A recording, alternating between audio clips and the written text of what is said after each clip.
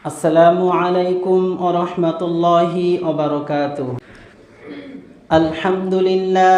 আলহামদুলিল্লাহি নাহমাদুহু ওয়া নাস্তাঈনুহু ওয়া নাস্তাগফিরুহ ওয়া নাউযু বিল্লাহি মিন শুরুরি আনফুসিনা ওয়া মিন সাইয়্যাতি আ'মালিনা। মান ইয়াহদিহিল্লাহু ফালা মুদিল্লা লাহু ওয়া মান ইউদ্লিলহু ফালা হাদিয়া লাহু। ونشهد أن لا إله إلا الله وحده لا شريك له. أما بعد فإن خير الحديث كتاب الله وخير الهدي هدي محمد صلى الله عليه وسلم وشر الأمور محدثاتها وكل محدثة بدعة وكل بدعة ضلالة وكل ضلالة في النار. أعوذ بالله من الشيطان الرجيم. بسم الله الرحمن الرحيم. يا أيها الذين آمنوا لا تتخذوا آباءكم وإخوانكم أولياء إن استحبوا الكفر على الإيمان ومن يتولهم منكم فأولئك هم الظالمون. والآخر الآية. عن أمامة رضي الله تعالى عنه قال قال رسول الله صلى الله عليه وسلم من أحب لله وأبغض لله وأعطى لله ومنع لله فقد استكمل الإيمان. رواه البخاري. আলহামদুলিল্লাহ, সমস্ত প্রশংসা সেই মহান রব্বুল আলামিনের জন্য যিনি আমাদেরকে গত জুমা থেকে পরের জুমায় তেনার ঘরে এসে বসে 2 রাকাত সুন্নত নামাজ পড়ে বসার তৌফিক দান করেছেন। সেই মহান রব্বুল আলামিনের কাছে আমরা সবাই শুকরিয়া জ্ঞাপন করি। সবাই বলুন আলহামদুলিল্লাহ। লাখো কোটি দরুদ বর্ষিত হোক জনাবে মুহাম্মদ সাল্লাল্লাহু আলাইহি ওয়াসাল্লাম। তেনার প্রতি সবাই সংক্ষিপ্তভাবে দরুদ পড়ুন। আল্লাহুম্মা সাল্লি আলাই আল্লাহুম্মা বারিক আলাই। আজকের আলোচনার বিষয় ঈমান। ঈমান সম্পর্কে কোরআন এবং সহিহ হাদিস থেকে আলোচনা করার চেষ্টা করব। ওয়ামা তৌফিকি ইল্লা বিল্লাহ। ঈমান শব্দের অর্থ হচ্ছে বিশ্বাস করা, আনুগত্য করা, স্বীকৃতি দেওয়া, অবনত হওয়া। এগুলো হচ্ছে ঈমানের অর্থ। আর ঈমানের বিপরীত যেটা, কোনো ব্যক্তি যদি আল্লাহর প্রতি বিশ্বাস না করে বা আল্লাহ তাআলা যেটা আদেশ করেছেন এটার বিপরীত কাজ করে, এটাকে বলা হয় কুফর, অর্থাৎ সে কুফরি করল। ঈমানের বিপরীত হচ্ছে কুফর, আর কুফর থেকে হয়ে যায় কাফের। তো যেহেতু ঈমান সম্পর্কে এর বিপরীত যেহেতু কুফর, আল্লাহ তাআলা সূরা তাওবা 23 নম্বর আয়াতে আল্লাহ তাআলা বলেন ইয়া আইয়ুহাল্লাযীনা আমানুত্তাকুল্লাহ লা তাত্তাখিযু আবাআকুম ওয়া ইখওয়ানাকুম আউলিয়া ইন ইসতাহাব্বুল কুফরা আলাল ঈমান ওয়া মান ইয়াতাওয়াল্লাহুম মিনকুম ফাউলাইকা হুমুজ জালিমুন। আল্লাহ তাআলা বলেন, হে ঈমানদারগণ লোকেরা, লা তাত্তাখিযু তোমরা গ্রহণ করো না, আবাআকুম তোমাদের বাপ দাদাদেরকে, ওয়া ইখওয়ানাকুম তোমাদের বড় ভাইদেরকে, ইন ইসতাহাব্বুল কুফরা আলাল ঈমান যদি তারা ঈমানের চেয়ে কুফরিকে বেশি ভালোবাসে তাহলে তোমরা তাদেরকে গ্রহণ করো না। ওয়ামাইয়াতা আল্লাহুম মিনকুম যদি তোমরা তাদেরকে ভালোবাসো, যদি তোমাদের মধ্য হতে যারা তাদেরকে ভালোবাসে যারা কুফরি করে, ওমাইয়াতা আল্লাহুম মিনকুম যদি তোমরা তাদেরকে ভালোবাসো, ফাউলাইকা হুমুজ জালিমুন তাহলে তোমরা হবে সবচাইতে বড় জালেম, তাহলে তোমরা হবে সবচাইতে বড় জুলুমকারী। তাহলে ভাবুন, কোন ব্যক্তিগুলো, যে সকল ব্যক্তিরা কুফরি করে, যে সকল ব্যক্তিরা আল্লাহর কথা অমান্য করে চলে, যে সকল ব্যক্তিরা আল্লাহর কথা বাদ দিয়ে নিজেদের মন করা অনুযায়ী তারা চলে, সে সকল ব্যক্তিদের সাথে কোনো প্রকার সম্পর্ক রাখা যাবে না। আল্লাহ তাআলা সূরা তওবার 23 নম্বর আয়াতে আল্লাহ তাআলা এই কথা বললেন। তাহলে কুফরি করে কোন ব্যক্তি?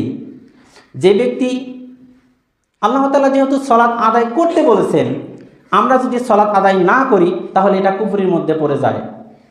আর জাবের রাদিয়াল্লাহু তাআলা আনহু থেকে বর্ণিত কল রাসূলুল্লাহ সাল্লাল্লাহু আলাইহি সাল্লাম, জাবের রাদিয়াল্লাহু তাআলা আনহু বলেন, রাসূলুল্লাহ সাল্লাল্লাহু আলাইহি সাল্লাম বলেন, বাইনাল আবদি ওয়া বাইনাল কুফরি তারকুস সালাত।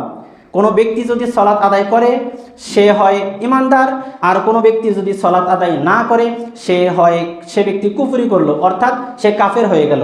হাদিসটি তিরমিজি 2618 নম্বর হাদিস।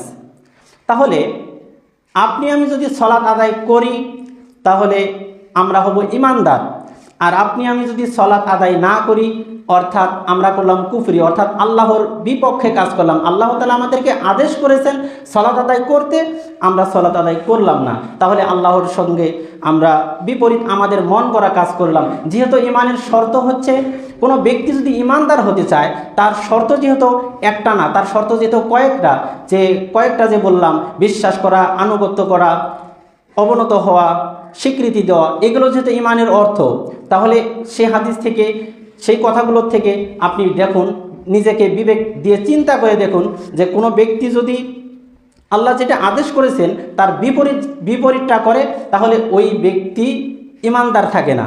তাহলে ইমান নাই যার, সে ব্যক্তি তো মুসলমান, যেহেতু সে ব্যক্তি তো মুসলমানের মধ্যেও পড়ে না, তাহলে সে ব্যক্তি কুফরির মধ্যে পড়ে, আর কুফরির বিপরীতটাই হচ্ছে কাফের। তাই সবাই এই বিষয় থেকে সাবধান থাকবেন। আল্লাহ তাআলা যেহেতু যারা কুফরি করে তাদের সাথে সম্পর্ক রাখতে নিষেধ করলেন, কেন? তাহলে কোন লোকদের সাথে সম্পর্ক রাখবেন? এ ব্যাপারে আল্লাহ তাআলা সূরা তওবা 119 নম্বর আয়াতে আল্লাহ তাআলা এই কথা বললেন, ইয়া আইয়ুহাল্লাযীনা আমানুত্তাকুল্লাহ, হে ঈমানদারগণ লোকেরা, তোমরা আল্লাহকে ভয় করতে থাকো। অকুনু মা'আস সাদিকিন, তোমাদের মধ্যে যারা সৎ লোক, তোমাদের মধ্যে যারা পরহেজগারী লোক, তোমাদের মধ্যে যারা আলেম, তোমাদের মধ্যে যারা 5 ওয়াক্ত নামাজ পড়ে, যে সকল লোক পরহেজগার, যে সকল লোক মুমিন, তাদের সাথে তোমরা মিশো, আর তাদের সাথে তোমরা বন্ধুত্ব করো। আল্লাহ তাআলা সূরা তওবার 119 নম্বর আয়াতে কথা বললেন। তাহলে আপনি যদি বেনামাজিদের সাথে মিশেন, বা যারা সালাত আদায় করে না তাদের সাথে মিশেন, বা যারা সিয়াম পালন করে না তাদের সাথে মিশেন, যারা আল্লাহর কথা অমান্য করে চলে তাদের সাথে যদি আপনি মিশেন, তাহলে কিন্তু আপনি আল্লাহ তাআলার কথা ওভারটেক করে আপনার নিজের মন করা অনুযায়ী চললেন। আর ভালো লোকদের সাথে কেন মিশতে বললেন আল্লাহ তাআলা? এ ব্যাপারে বুখারী শরীফে একটি হাদিস এসেছে, রাসূলুল্লাহ সাল্লাল্লাহু আলাইহি সাল্লাম বলেন, আল মারউ মা আমান আহাব্বা, দুনিয়াতে তুমি যারই সঙ্গী হবে, কাল কিয়ামতের মাঠে তোমাকে তারই সাথে তোলা হবে। তাহলে ভাবুন যে আপনি যদি দুনিয়াতে পরহেজগার যে সমস্ত লোক, যে সমস্ত আলেম যারা, তাদের সাথে যদি আপনি মিশেন, যারা পরহেজগার লোক, যারা ভালো লোক, এ সমস্ত লোকদের সাথে যদি আপনি মিশেন, তাহলে কাল কিয়ামতের মাঠে আপনাকে তাদের সাথেই হাসর নাসর করা হবে, বা তাদের সাথে, তাদের কাতারে আপনাকে দাঁড় করাবেন আল্লাহ তাআলা। যেহেতু কিয়ামতের দিন দল হবে কয়টি? 73টি। 73টি দলের মধ্যে বাকি 72টি দলে যাবে জাহান্নামে, শুধু একটি দল যাবে জান্নাতে। সেই একটি দল কোন দল? যারা সিদ্দিকিন, যারা পরহেজগার, যারা সৎ লোক, যারা সমাজের মধ্যে সৎভাবে চলে, যারা ভালো মানুষ, যারা সুদ খায় না, ঘুষ খায় না, এ সমস্ত লোকেরাই থাকবে এক কাতারে। সেই কাতারটাই শুধু যাবে জান্নাতে, আর বাদ বাকি 72টা যতগুলো দল রয়েছে, বাদ বাকি সবগুলো জাহান্নামে চলে যাবে। তাই আল্লাহ তাআলা যেহেতু আপনাকে কোরআনের মধ্যেও বললেন, রাসূল সাল্লাল্লাহু আলাইহি সাল্লাম হাদিসের মধ্যেও বললেন, যারা পরহেজগার লোক, যারা ভালো মানুষ, তাদের সাথে মিশতে বললেন। একজন ব্যক্তি পরিপূর্ণ ঈমানদার হতে গেলে তাকে 4টি কাজ করতে হবে।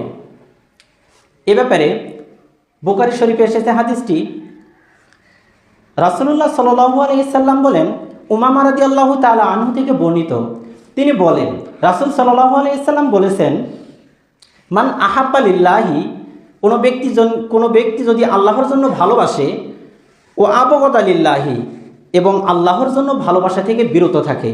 ও আত লিল্লাহি, কোনো ব্যক্তি যদি আল্লাহর জন্য দান করে, ও মানা আলিল্লাহি, কোনো ব্যক্তি যদি আল্লাহর জন্য দান করা থেকে বিরত থাকে, ফাকদ ইস্তাকমিলুল ঈমান, সে তার ঈমানকে পরিপূর্ণ করেছে। হাদিসটি বুখারী শরীফ।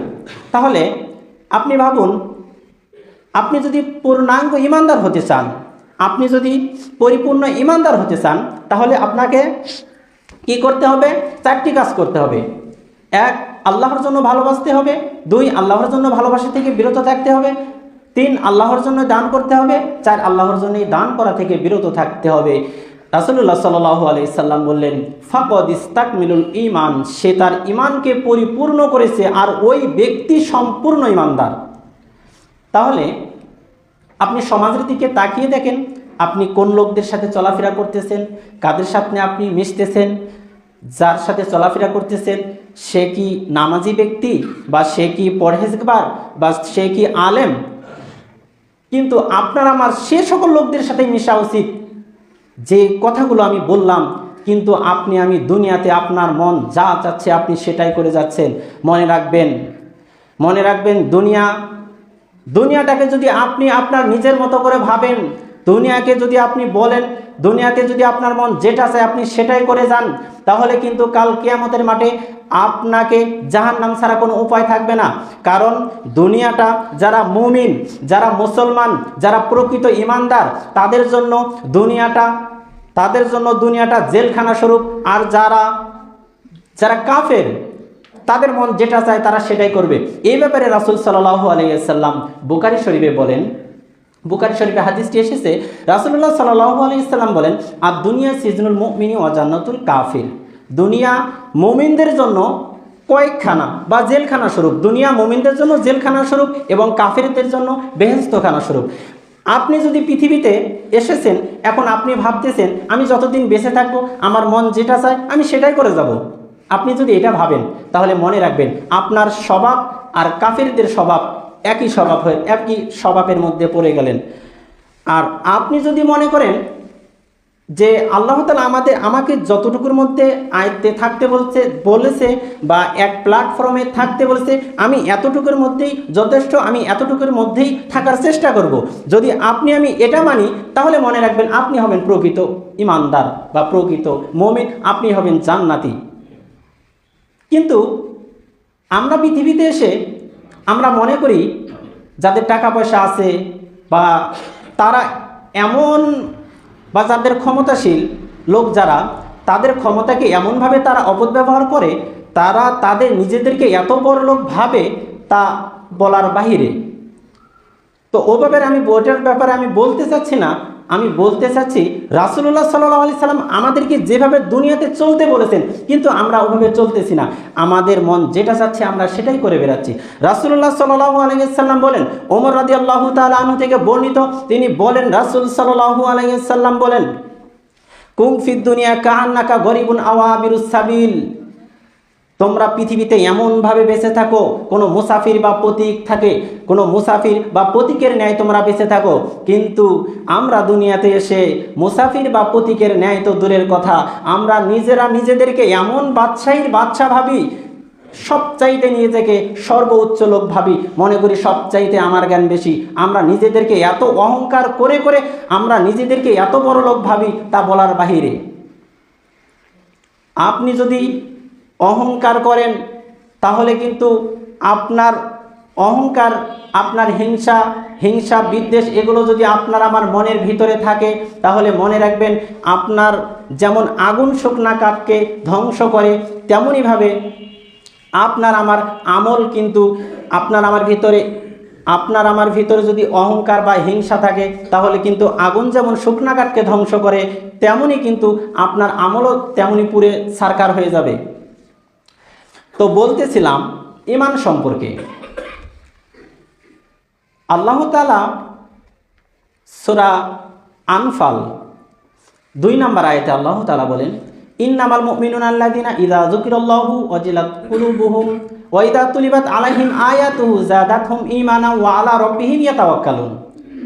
আল্লাহ তাআলা বলেন, প্রকৃত ঈমানদার তো তারাই, ইযা যুকিরাল্লাহু, যখন তাদের সামনে তাদের সামনে যখন ইদা যুকিরাল্লাহু, যখন তাদের সামনে আল্লাহর নাম স্মরণ করা হয়, ইদা যুকিরাল্লাহু ওয়াজিলাত কুলুবুহুম, তাদের অন্তর কেঁপে ওঠে।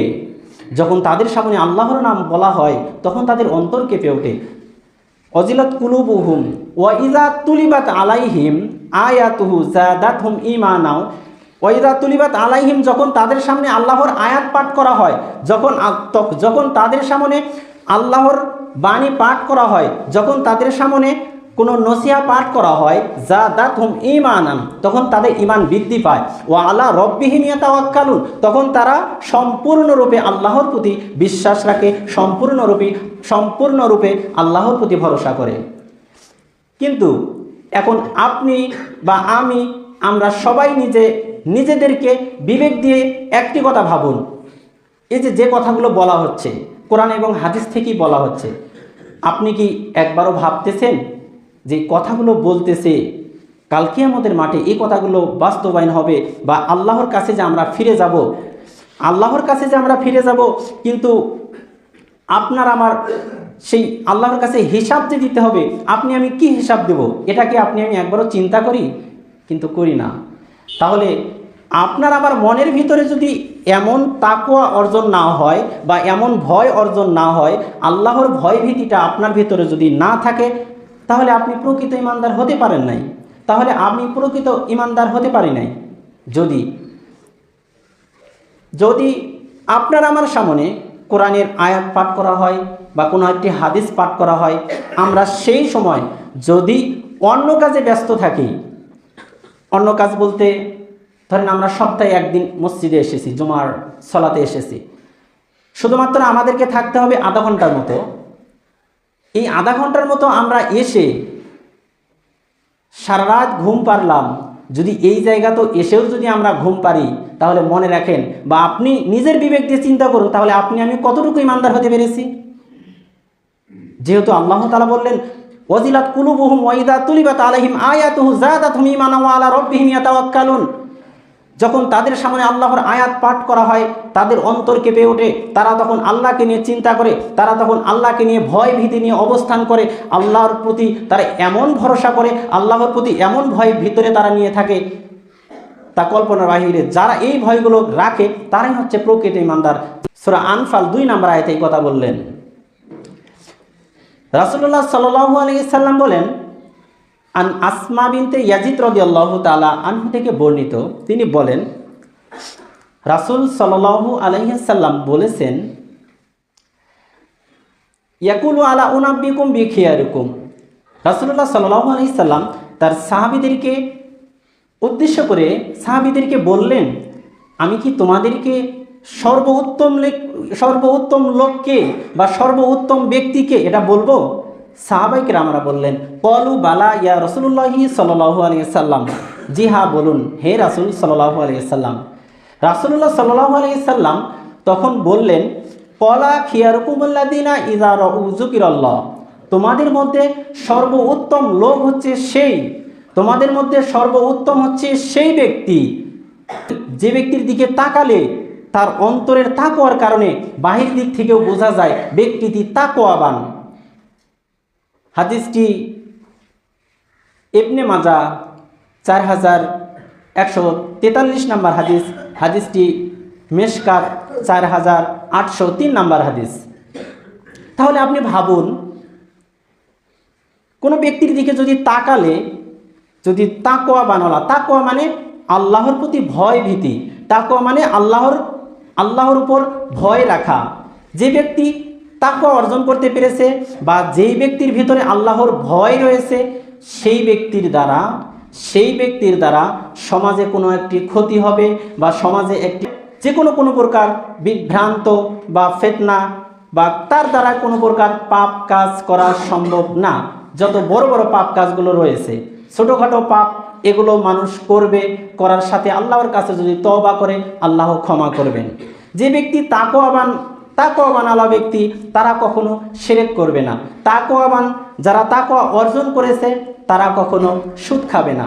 যারা তাকওয়া অর্জন করেছে তারা কখনো হালাল ছাড়া হারাম খাবে না। যেখানে রাসূল সাল্লাল্লাহু আলাইহি সাল্লাম বলেছেন লা ইয়ারহামুল্লাহু মান লা ইয়ারহামুন নাস। ওই ব্যক্তির শরীর কখনো বেহেশতে প্রবেশ করবে না, ওই ব্যক্তির শরীর কখনো জান্নাতে যাবে না যার শরীর হারাম দ্বারা গঠিত। কোনো ব্যক্তি যদি হারাম ভক্ষণ করে তার শরীর জান্নাতে প্রবেশ করবে না। তাহলে আপনি আমি যদি হারাম খাই, আপনি আমি যদি সুদ খাই, তাহলে আপনি মনে রাখবেন আপনি আমি যত ইবাদত করি না কেন, আপনার আমার ইবাদত 1 হাত থেকে 1.5 হাত মাথার উপরে আপনার আমার আমল রেখেই যাবে, 1 থেকে 1.5 হাত মাথার উপরেই থাকবে, এর উপরে উঠবে না। তাই যতটুকু ইবাদত করবেন সঠিকভাবে ইবাদত করার চেষ্টা করবেন। রাসূলুল্লাহ সাল্লাল্লাহু আলাইহি সাল্লাম বলেছেন, আখলিস দীনাকা ইয়াকফিকাল আমালুল কলিল। অল্প আমলই নাজাতের জন্য যথেষ্ট হবে। দুনিয়ার যত আমল রয়েছে সব আমল করতেছেন, কিন্তু আমলগুলো একটাও সঠিক পথের না। আপনার সব আমল ইবাদত সব কিছু বরবাদ হয়ে যাবে। আপনি যতটুকু আমল করবেন আপনাকে ততটুকুই সঠিকভাবে আমল করতে হবে। তো বলতেছিলাম, তাহলে আপনি আমি যদি প্রকৃত ইমানদার বা প্রকৃত মুমিন হতে পারি বা হতে চাই, তাহলে আপনার অভিভাবক আমার অভিভাবক হবেন একমাত্র আল্লাহ। আর আপনি আমি যদি আল্লাহর বিরোধিতা করি বা আল্লাহ যেটা বলেছেন এটার বাহিরে কাজ করি, তাহলে আপনার আমার অভিভাবক হবেন তাগুত অর্থাৎ শয়তান। এ ব্যাপারে আল্লাহ তাআলা সূরা বাকারা 257 নম্বর আয়াতে আল্লাহ তাআলা বলেন, আল্লাহু ওয়ালিয়ুল্লাযিনা আমানু ইখরিজুনাহুম মিনান যুলুমাতি ইলান নূর। আল্লাহ তাআলা বলেন, আল্লাহ তাদের অভিভাবক, যারা ঈমান এনেছে, আল্লাহ তাদের অভিভাবক যারা ঈমান এনেছে, ইখরিজুনাহুম মিনাজ যুলুমাতি ইলান নূর, তাদেরকে অন্ধকার থেকে, ইখরিজুনাহুম মানে বের করে নেওয়া হয়, মিনাজ যুলুমাতি অন্ধকার থেকে বা পথভ্রষ্টতা থেকে, মিনান নূর তাকে আলোর দিকে নিয়ে যাওয়া হয়, মানে তাকে সঠিক পথে নিয়ে যাওয়া হয়। যারা আল্লাহর কথাগুলো মেনে চলে, আল্লাহর যে বিধানগুলো আল্লাহ আমাদের উপর ফরজ করেছেন এগুলো যারা বাস্তবায়ন করার চেষ্টা করে, তাদের অভিভাবক আল্লাহ। তারপরে বলেন ওয়াল্লাযিনা কাফারু, নিশ্চয়ই যারা ওয়াল্লাযিনা কাফারু যারা কুফরি করে, আউলিয়া উহুমুত তাগুত অর্থাৎ তাদের অভিভাবক হচ্ছে তাগুত অর্থাৎ তাদের অভিভাবক হচ্ছে শয়তান। ইখরিজুনাহুম তাদেরকে বের করে নেওয়া হয়, মিনান নূর ইলা যুলুমাত, নূর শব্দের অর্থ আলো আর জুলুমাত শব্দের অর্থ অন্ধকার, মানে মিনাল নূর ইলা জুলুমাত মানে তাকে আলো থেকে অর্থাৎ তাকে সঠিক পথ থেকে তাকে টেনে নিয়ে যাওয়া হয়, তাকে বের করে নিয়ে যাওয়া হয় জুলুমাত অর্থাৎ অন্ধকারের দিকে, অর্থাৎ সে পথভ্রষ্টতা সেই পথের দিকে সে ধাপিত হতে থাকে। ইখরিজুনাহুম মিনান নূর ইলা জুলুমাত, আর উলাইকা আসহাবুন নার, আর ওই সকল লোকই হচ্ছে জাহান্নামের অধিবাসী। হুম ফিহা খালিদুন, তারা সেখানে চিরকাল অবস্থান করবে। তাহলে ভাবুন, তাহলে বিবেক দিয়ে চিন্তা করুন, আপনি কোন দলে থাকতে চান? আল্লাহর দলে থাকতে চান নাকি তাগুতের দলে থাকতে চান, অর্থাৎ শয়তানের দলে থাকতে চান? পৃথিবীতে 2টি দল রয়েছে, একটি হিজবুল্লাহ আর একটি হিজবুস শয়তান। হিজবুল্লাহ এটা হচ্ছে আল্লাহর দল, আর হিজবুস শয়তান এটা হচ্ছে শয়তানের দল। তো আপনি যদি আল্লাহর দলে থাকেন, তাহলে আল্লাহ তাআলা অন্য একটি আয়াতে আল্লাহ তাআলা বলেন, ইন্নাল্লাযিনা আমানু ওয়া আমিলুস সলিহাত লাহুম জান্নাতুন নাঈম হুম ফিহা খালিদুন। আল্লাহ তাআলা বলেন, নিশ্চয়ই যারা ঈমান এনেছে, ওয়া আমিলুস সলিহা সৎ কাজ করেছে, নেক আমল করেছে, লাহুম জান্নাতুন নাঈম তাদের জন্য রয়েছে নিয়ামত ভরা জান্নাত, তাদের জন্য রয়েছে নিয়ামত ভরা জান্নাত, হুম ফিহা খালিদুন তারা সেখানে চিরকাল অবস্থান করবে। তাহলে আপনি যদি আল্লাহর দলে থাকতে চান, তাহলে আপনার জন্য নিয়ামত ভরা জান্নাত রয়েছে, যেই জান্নাতে আপনার মন যেটা চাবে আপনি সেটাই করবেন। কিন্তু দুনিয়াতে আপনার যা মন চাবে সেটা আপনি করতে পারবেন না। আপনার মন যেটা চাবে আপনি এটা দুনিয়াতে করতে পারবেন না, জান্নাতে যে আপনার মন যেটা চাবে আপনি সেটাই করবেন।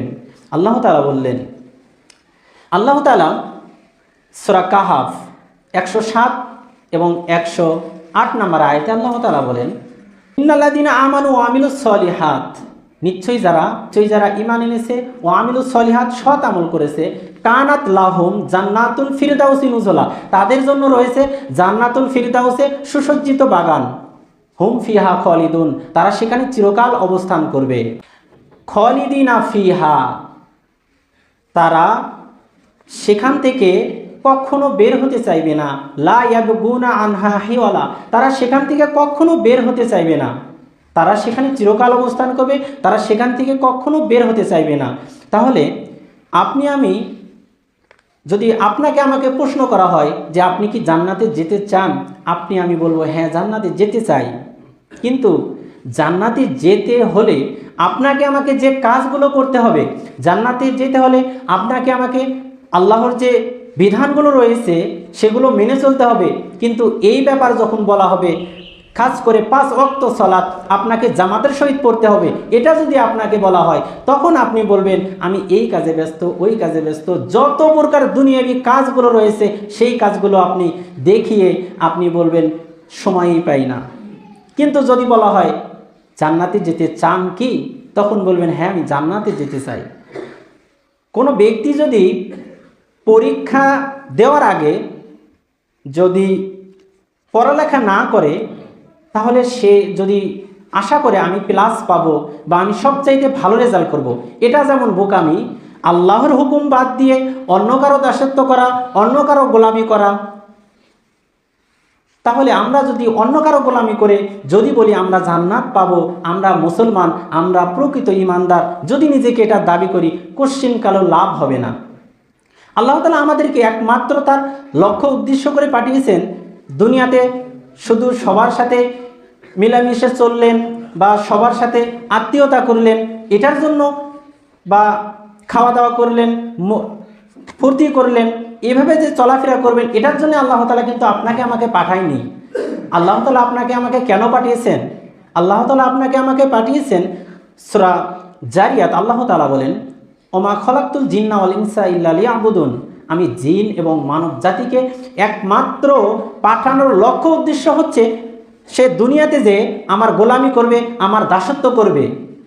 কিন্তু আপনি আমি দুনিয়া পেয়ে আল্লাহর গোলামি বা দাসত্ব এগুলো তো দূরের কথা, 5 ওয়াক্ত সালাত আমাদের প্রতি যে ফরজ করা হয়েছে সেটাও আমরা মানতে চাই না। মসজিদে এসে আমরা 5 ওয়াক্ত সালাত আদায় করব, এটাও আমরা করতে চাই না।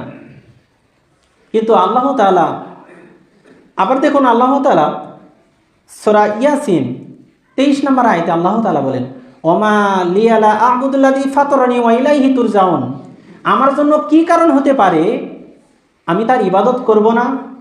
অথচ আমি তাকে দুনিয়াতে পাঠিয়েছি, আমি তাকে সুন্দর করে সৃষ্টি করে দুনিয়াতে পাঠিয়েছি, আবার মৃত্যুর পর আবার আমার কাছেই ফিরে আসতে হবে, তাহলে আমি কেন তার ইবাদত করব না?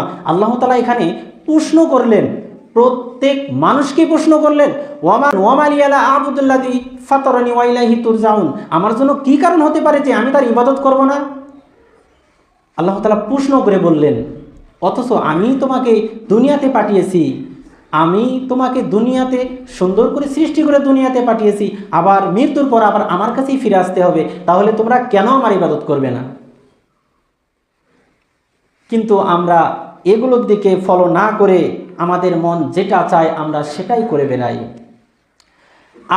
আপনি আমি যদি জান্নাত পেতে চাই, এ ব্যাপারে আল্লাহ তাআলা সূরা নাজিয়াত 40 এবং 41 নম্বর আয়াতে আল্লাহ তাআলা বলেন ওয়া আম্মা মান খাফা মাকামা রাব্বিহি ওয়া নাহান নাফসা আনিল হাওয়া ফাইনাল জান্নাতা হিয়াল মাওয়া, যে ব্যক্তি তার পালনকর্তার সামনে দণ্ডায়মান হওয়াকে, হাসরের দিন আল্লাহর সামনে দাঁড়াতে হবে বা তার সামনে হিসাব দিতে হবে, এগুলো চিন্তা করে, যে ব্যক্তি দুনিয়াতে এগুলো চিন্তা করে চলাফেরা করেছে বা আল্লাহকে মেনে চলেছে, ফাইনাল জান্নাতে হিয়াল মাওয়া, আর তার জন্য রয়েছেই জান্নাত।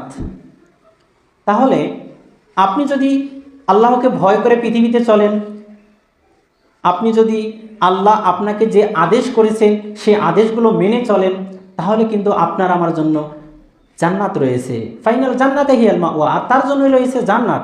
আর আপনি আমি যদি আল্লাহর কথা বাদ দিয়ে আমাদের নিজেদের ব্যক্তিগত মত দিয়ে আমাদের নিজেদের ক্ষমতা অনুযায়ী যদি আমরা চলি, তাহলে মনে রাখবেন আপনি আমি জান্নাতে সুগন্ধিত দূরের কথা, জান্নাতের ধারের কাছেও যেতে পারবো না। তাই আপনাকে আমাকে এই বিষয়গুলো মনে রাখতে হবে।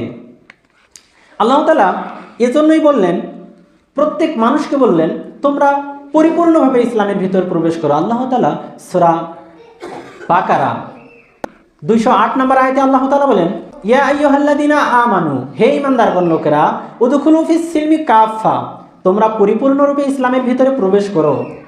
ওয়ালা তাত্তাবিউ, তোমরা অনুসরণ করো না খুতুওয়াতিশ শাইতান, তোমরা শয়তানের পথকে অনুসরণ করো না। তাহলে প্রত্যেক ব্যক্তিকে আল্লাহ তাআলা পরিপূর্ণরূপে সম্পূর্ণরূপে ইসলামের ভিতরে প্রবেশ করতে বলেছেন। আপনি যদি পরিপূর্ণরূপে সম্পূর্ণরূপে ইসলামের ভিতরে প্রবেশ করতে চান, তাহলে আপনাকে আমাকে দুনিয়াবি যত কাজ আছে করতে হবে, ঠিক আছে, কিন্তু কাজের পাশাপাশি আপনাকে 5 ওয়াক্ত সালাত আপনাকে জামাতের সহিত পড়ার চেষ্টা করতে হবে। আপনি একজন মুসলিম, আপনাকে 5 ওয়াক্ত সালাত পড়া আপনার জন্য ফরজে আইন, আপনাকে পড়তে হবে। কিন্তু আপনি শুধু জুমার সালাত পড়লেন আর বছরে 2 বার ঈদের সালাত পড়লেন আর বাদ বাকি 7 দিন একদিনও মসজিদে আসলেন না, শুধু জুমার সালাতেই আসলেন, তাহলে আপনি পরিপূর্ণ ঈমানদার বা পরিপূর্ণ ইসলামের ভিতরেই প্রবেশ করেন নাই। যেমন একটি বাস্তব উদাহরণ, সেটা হচ্ছে আপনি ঘুমাতে যাওয়ার আগে মশারি যদি ছেড়ে দেন, মশারি ছেড়ে দিয়ে আপনার বুক পর্যন্ত মশারির ভিতরে ঢুকাইয়ে নিলেন আর বুক থেকে নিচ পা পর্যন্ত মশারির বাহিরে রাখলেন, তাহলে আপনি যদি মনে করেন যে আমার বুক থেকে মুখ পর্যন্ত মশারির ভিতরে যেহেতু আছে, আমার পুরো শরীরে মশা ধরবে না বা আমাকে মশা কামড় দিবে না, এটা যদি আমি ভাবি, এটা ভাবা যেমন আমার বোকামি, তেমনই ভাবে শুধু সপ্তাহে 1 দিন সালাত আদায় করা, বছরে 2 বার 2 ঈদের সালাত আদায় করা, আর আমি নিজেকে যদি ভাবি আমি ঈমানদার, আমি জান্নাতে প্রবেশ করব, এটাও তেমনই বোকামি। তাই প্রত্যেক ব্যক্তিকে সালাতে আসতে হবে, প্রত্যেক ব্যক্তিকে ছোট বড় সবাইকে সালাতে আসতে হবে। আল্লাহ তাআলা আমাদেরকে যেহেতু দুনিয়াতে পাঠিয়েছেন তার ইবাদত করার জন্য। আল্লাহ তাআলা সূরা মুনাফিকুন 9 নম্বর আয়াতে আল্লাহ তাআলা বলেন, ইয়া আইয়ুহাল্লাযীনা আমানু, বলেন হে ঈমানদারগণ লোকেরা, লা তালহিকুম, তোমরা গাফেল হইও না, আমওয়ালাকুম, তোমাদের সন্তান সন্ততির কারণে, ওয়ালা আমওয়ালাকুম, তোমাদের সম্পত্তির কারণে, ওয়ালা আওলাদুকুম, তোমাদের সন্তান সন্ততির কারণে, আনি যিকরিল্লাহি, আল্লাহর পথ থেকে বা আল্লাহর স্মরণ থেকে, ওমাই ইয়াফআল, যদি তোমরা গাফেল হয়ে যাও, ফাউলাইকা হুমুল খাসিরুন, তাহলে তোমরা সবচাইতে বেশি ক্ষতিগ্রস্ত হবে। তাহলে ভাবুন, আপনি যদি দুনিয়াতে চলার পথে আপনার সম্পত্তির পিছনে ছোটেন, আপনার সন্তান সন্ততির তাদেরকে বা আপনার পরিবারকে ভালো থাকার জন্য, আপনি সহ ভালো থাকার জন্য বা তাদেরকে ভালো রাখার জন্য যদি এই দুনিয়াতে ছোটাছুটি করেন শুধু সম্পত্তির পিছনে, আর এ কারণে যদি আল্লাহর পথ থেকে আপনি যদি গাফেল হয়ে যান বা আল্লাহর ডাকা থেকে বিরত থাকেন, তাহলে আল্লাহ তাআলা বললেন ফাউলাইকা হুমুল খাসিরুন, তাহলে সবচাইতে বেশি ক্ষতিগ্রস্ত তুমি। তাহলে আপনি দুনিয়াতে যাদের জন্য এত কিছু করতেছেন, কাল কিয়ামতের মাঠে আপনাকে কিন্তু তারা কেউ চিনবে না। আপনি যেই সন্তান বা যেই পরিবারের জন্য এত কিছু করতেছেন, কাল কিয়ামতের মাঠে আপনার সেই সন্তান, আপনার সেই স্ত্রী, আপনার সেই পরিবার কেউ আপনাকে চিনবে না। আল্লাহ তাআলা সূরা বাকারা 48 নম্বর আয়াতে আল্লাহ তাআলা বলেন, ওয়াত্তাকু ইয়াওমান লা তাজজি নাফসুন আন নাফসিন শাইআন ওয়া লা ইউকবালু মিনহা আদলুন ওয়া লা ইউখাযু মিনহা শাফাআতুন ওয়া লা ইউখাযু মিনহা আদলুন ওয়া লা হুম ইউনসারুন। আল্লাহ তাআলা বলেন, তোমরা সেই দিনকে ভয় করো যেই দিন কেউ কারো উপকারে আসবে না, যেই দিন কেউ কাউকে এক বিন্দু পরিমাণও সাহায্য করতে পারবে না, সেই দিন সবাই ছোটাছুটি করবে, কেউ কাউকেই সাহায্য করতে পারবে না। তোমরা সেই দিনকে ভয় করো। সেই দিন কোন দিন? এ ব্যাপারে আল্লাহ তাআলা সূরা আবাসা 34, 35, 36, 37 নম্বর আয়াতে আল্লাহ তাআলা বলেন, ইয়াউমা ইয়াফিরুল মারউ মিন আখি, সেই দিন তোমার ভাই পালাবে, ওয়া উম্মিহি ওয়া আবি, তোমার পিতামাতা পালাবে, ওয়া সাহিবাতিহি ওয়া বানি, তোমার স্ত্রী, বন্ধু বান্ধব সবাই সবার কাছ থেকে পালাবে।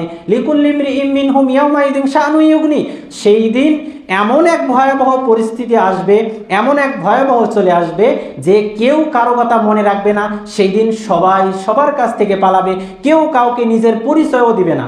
তাহলে দেখুন, আপনি যদি একটি নেকির জন্য জান্নাতে যেতে পারতেছেন না, একটি নেকির জন্য যদি আপনার ছেলের কাছে যান, আপনার ছেলে বলবে দুনিয়াতে আমার বাবাই ছিল না। আপনার স্ত্রীর কাছে যদি আপনি যান, আপনার স্ত্রী বলবে দুনিয়াতে আমার স্বামী ছিল না।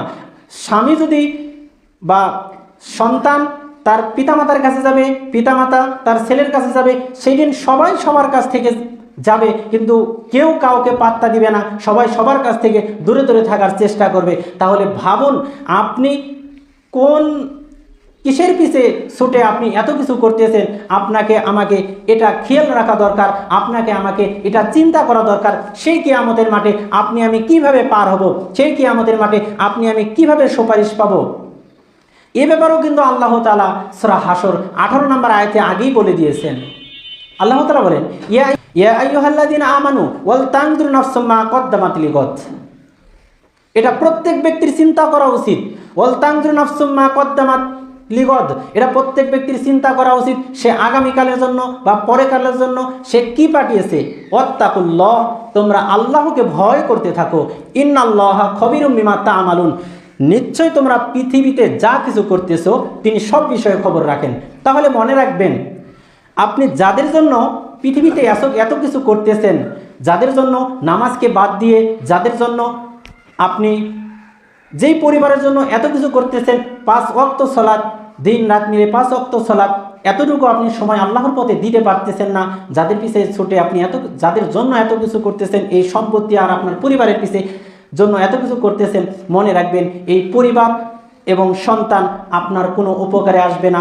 সেই কিয়ামতের মাঠে আপনাকে নিজেকেই আপনাকে পার হতে হবে, আপনার নিজের আমল দিয়েই আপনাকে পার হতে হবে। সেই নিজেকে আমল করতে হবে, সেই অনুযায়ী নিজেকে তাকওয়াবান এবং নিজেকে ইমানদার হিসাবে গড়ে তুলুন। আল্লাহ তাআলা ইমানদার ব্যক্তিদের সাথে আছেন।